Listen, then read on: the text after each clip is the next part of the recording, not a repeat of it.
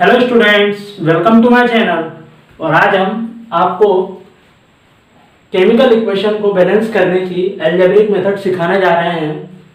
तो चलिए हम यहाँ पे फर्स्ट इक्वेशन ले लेते हैं। यहाँ पे हमारे पास तीन इक्वेशन में तीन इक्वेशंस का एग्जांपल देके आपको सिखाऊंगा कि कैसे केमिकल इक्वेशन को हम अलजेब्रिक मेथड से बैलेंस करते हैं। तो फर्स्ट एग्जांपल है हमारे पास यहाँ पर Fe reacts with H2O gives Fe2O3 and hydrogen. तो सबसे पहले यहाँ पे हम लोग सपोज कर लेते हैं A, यहाँ पे सपोज कर लेते हैं B, यहाँ पर C और यहाँ पर D सपोज कर लेते हैं।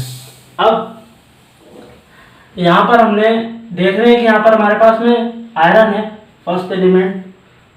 तो देखते हैं कि देखा जाए तो यहाँ पर आयरन कितने वन टाइम्स है, तो वन लिख दिया हमने इज इक्वल टू। अब जहाँ हमारे पास में प्रोडक्ट फाइंड हुआ है वहाँ हम देखते हैं आयरन कितने हैं, तो 2 इंटू सी, तो 2C आयरन है तो हमने लिख दिया A is equal to 2C। अब नेक्स्ट एटम पे आते हैं हम लोग, तो यहाँ पे नेक्स्ट एटम जो है हाइड्रोजन है, तो हाइड्रोजन यहाँ पे 2 टाइम्स है तो 2 इंटू बी, 2 टाइम्स हाइड्रोजन तो 2 इंटू बी, 2B। अब जहाँ प्रोडक्ट फाइंड हुआ है वहाँ आप देखते हैं कि कितने हाइड्रोजन है हमारे पास में, तो 2 इंटू डी, तो हमने लिख दिया 2 इंटू डी। चलिए ऑक्सीजन है अब नेक्स्ट एलिमेंट हमारे पास में, तो ऑक्सीजन कितना है 1 टाइम है, तो 1 into B is equal to. अब यहाँ देखते हैं ऑक्सीजन के कितने एटम है, तो यहाँ पे 3 एटम है तो 3 इंटू सी, तो ये 3C। अब हमें ये देखना है कि यहाँ पे सबसे ज़्यादा टाइम पे क्या आ रहा है, ए आ रहा है, बी आ रहा है, या सी आ रहा है, या डी आ रहा है। तो देखा जाए तो सी आ रहा है 2 टाइम्स है यहाँ पे, तो हम सी को 1 सपोज कर लेते हैं। तो let C is equal to 1, तो हमने सी को 1 सपोज कर लिया। अब यहाँ पे अगर हम सी की वैल्यू को पुट कर देते हैं तो हमारे पास फाइंड हो जाएगा A is equal to 2 into 1। It means जो हमारे पास ए की वैल्यू फाइंड हुई वो हुई 2। चलिए अब हम अगर यहाँ पे सी की वैल्यू को पुट कर दें तो बी भी फाइंड हो जाएगा, तो B is equal to 3 into 1। It means B is equal to 3। तो हमारे पास में यहाँ पर बी जो है 3 फाइंड हो गया। अब बी की वैल्यू को अगर यहाँ पुट कर दें तो डी फाइंड हो जाएगा। तो देखिए 2b is equal to 2d, तो 2 से 2 कैंसिल हो गया, तो b की वैल्यू को हमने पुट करी, तो इट मीन्स d की जो वैल्यू है वो हमारे पास में आई है 3। अब इन सभी वैल्यू को पुट कर देते हैं यहाँ पर, तो चलिए पुट करते हैं। तो a हमारे पास में 2 है, तो 2Fe प्लस b हमारे पास में यहाँ पर 3 है, b है 3, तो यह 3H2O। फिर यहाँ पे हमारे पास में C कितना आया, C आया 1, तो इट मीन्स Fe2O3 प्लस, अब देखते हैं हमारे पास में D आया है 3, तो इट मीन्स 3H2। तो चलिए चेक कर लेते हैं। तो आप देख सकते हैं यहाँ पे आयरन के 2 एटम है, यहाँ पे भी 2 एटम है, यहाँ पे हाइड्रोजन के 3 टू 6 एटम, यहाँ पे 3 टू 6 एटम है, और यहाँ पे ऑक्सीजन के 3 एटम है, यहाँ पे भी ऑक्सीजन के 3 एटम है। तो इस टाइप से आप देख सकते हैं कि क्वेश्चन जो फर्स्ट है हमारे पास में बैलेंस हो चुकी है। चलिए हम नेक्स्ट इक्वेशन ले लेते हैं। तो नेक्स्ट इक्वेशन अगर हम ले तो वहाँ पे आप देख सकते हैं क्या लिखा हुआ है, वहाँ पे लिखा हुआ है Fe plus H2O gives Fe3O4 and H2। तो इसे हम बैलेंस करने के लिए फिर से सेम मेथड यूज करते हैं। यहाँ लिखेंगे A B C D, same process use कर रहे हैं हम लोग। अब यहाँ पर हम देखते हैं आयरन A टाइम्स 1 टाइम्स है, तो 1 इंटू ए, ये हो गया। अब जहाँ पे प्रोडक्ट फाइंड हुआ वहाँ आप देखते हैं, तो यहाँ पे आयरन के 3 एटम है और C टाइम्स है, तो 3 इंटू सी, तो हमने लिख दिया 3C। चलिए नेक्स्ट एटम है हमारे पास में हाइड्रोजन, तो हम देखते हैं कि हाइड्रोजन यहाँ पर 2 टाइम्स है, तो 2 into B is equal to, इधर हम देखते हैं हाइड्रोजन यहाँ पे 2 टाइम्स है, तो 2 इंटू डी।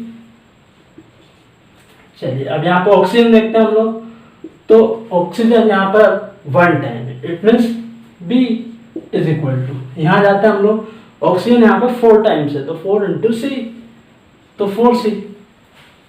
चलिए अब हम यहाँ देखते हैं तो मैक्सिमम टाइम्स देख रहे हैं C आ रहा है, तो हम C को 1 सपोज कर लेते हैं। तो let C is equal to 1, तो C तो फाइंड हो गया। चलिए अब हम यहाँ पे पुट कर देते हैं C की वैल्यू को, तो A is equal to 3 into 1, it means हमारे पास में ए की जो वैल्यू है वो 3 फाइंड हुई, तो ए तो 3 फाइंड हो चुका है। चलिए अब अगर मैं सी की वैल्यू को यहाँ पे पुट कर देता हूँ तो बी फाइंड हो जाएगा। तो देखिए B is equal to 4 into 1, C की वैल्यू 1 है ना, तो बी इज इक्वल टू 4, तो बी फाइंड हो गया। चलिए अब यहाँ पे पुट कर देते हैं, तो यहाँ लिखा हुआ है 2b is equal to 2d, तो 2 से 2 कैंसिल और b की वैल्यू हमने पुट कर दी 4, तो d इज इक्वल टू हमारे पास फाइंड हो गया 4। तो अब हमारे पास में देख सकते हैं आप a b c और d चारों फाइंड हो चुके हैं, वैल्यू पुट कर देते हैं हम लोग। तो देखिए a के प्लेस पे हमने पुट कर दिया है 3, तो 3fe प्लस b के प्लेस पे हमने पुट कर दिया 4, तो क्या 4h2o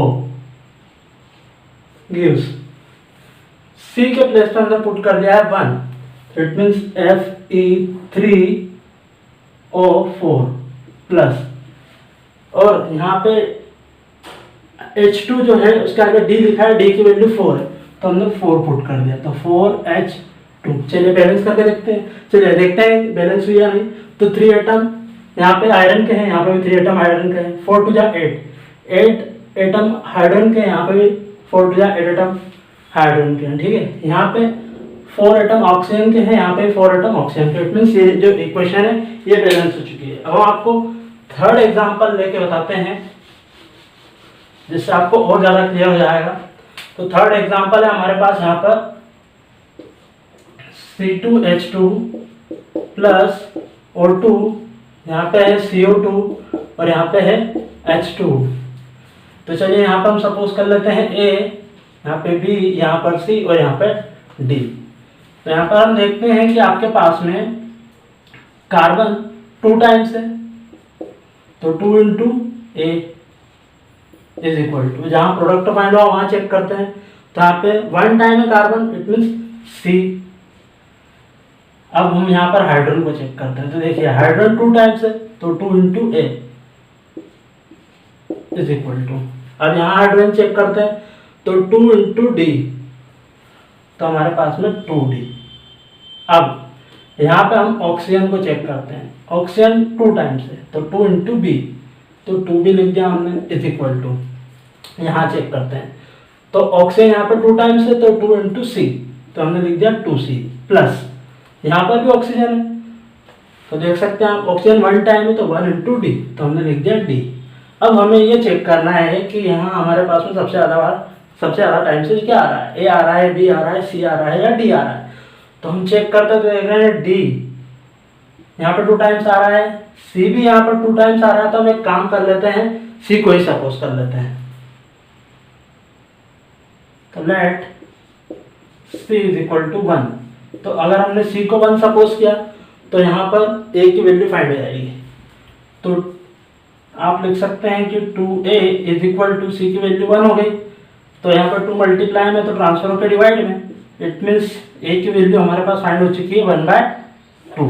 चलिए A की वैल्यू फाइंड हो चुकी है, अब यहाँ पे हम पुट कर देते हैं A की वैल्यू को, तो D की वैल्यू आ जाएगी, तो क्या 2A is equal to 2D, तो 2 से तो 2 हो गया कैंसिल और A की वैल्यू को हमने पुट कर दिया, तो इट मीन्स D की जो वैल्यू हमारे पास फाइंड हुई है 1/2।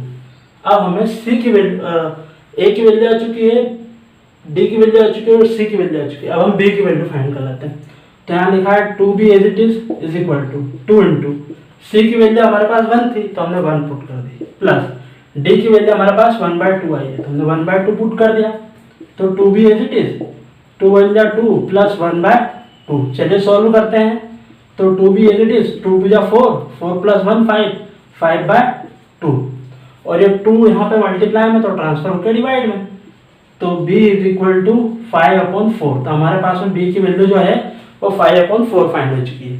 तो चलिए यहाँ पे हम पुट कर देते हैं, तो पुट करते हैं हमारे पास में, तो देखिए क्या होता है।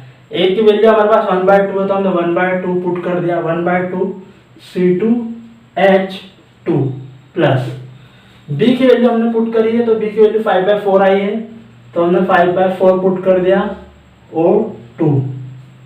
चलिए नेक्स्ट हमारे पास में देखते हैं C की वैल्यू जो है 1 आई है, तो हमने लिख दिया है CO2 1 आई है, तो हमने लिख दिया है कुछ भी लिखा है क्योंकि उसका मीन तो यही हुआ कि CO2 1 टाइम्स है। चलिए डी देखते हैं हम लोग। तो डी की वैल्यू जो है हमारे पास में यहाँ पर 1/2 आई है, तो हमने लिख दिया 1/2 और H2O। अब आप देख सकते हैं कि डिनोमिनेटर में आपके पास में 2 है, 4 है और 2 है यहाँ पे। तो जो ग्रेटर नंबर है उसी से आप मल्टीप्लाई कर देंगे पूरी इक्वेशन में। तो यहाँ पे 4 है तो 4 से पूरी इक्वेशन में मल्टीप्लाई कर देते हैं। तो 4 से यहाँ मल्टीप्लाई करते हैं तो 2 से 4 डिवाइड हो जाएगा तो 2C2 आएगा यहाँ पे। यहाँ पे 4 से मल्टीप्लाई करते हैं तो 4 से 4 कैंसिल हो जाएगा, इट मीन्स 5 और 2। चलिए यहाँ 4 से मल्टीप्लाई करते हैं तो 4CO2। यहाँ पे देखते हैं, यहाँ पे अगर हम 4 से मल्टीप्लाई करते हैं तो 2 से कैंसिल हो जाएगा तो 2H2O। चलिए चेक कर लेते हैं हम लोग जरा, तो बैलेंस हुई है कि नहीं हुई है। यह हमारा फाइनल आंसर है। तो देखिए कार्बन के 2 एटम है यहाँ पर और ये 2, तो 2 2 या 4 एटम है यहाँ पे कार्बन के। यहाँ पे आप देख सकते हैं 4 एटम है कार्बन के। फिर उसके बाद में 2 2 या 4 एटम यहाँ पे हाइड्रोजन के हैं। आप यहाँ चेक कर सकते हैं 2 2 या 4 एटम हाइड्रोजन के हैं। 5 2 या 10, यहाँ पे आपके पास में 10 एटम ऑक्सीजन के हैं। आप देख सकते हैं 4 2 या 8 एंड 2, 8 + 2 10, तो 10 एटम आपके पास में ऑक्सीजन के। तो इस टाइप से इक्वेशन आपकी बैलेंस हो चुकी है। तो इस मेथड की हेल्प से आप किसी भी रिएक्शन को बैलेंस कर सकते हैं, फिजिकल केमिस्ट्री में जो भी इक्वेशन हो उसको। Thank you students, keep watching, keep learning and please do subscribe my channel.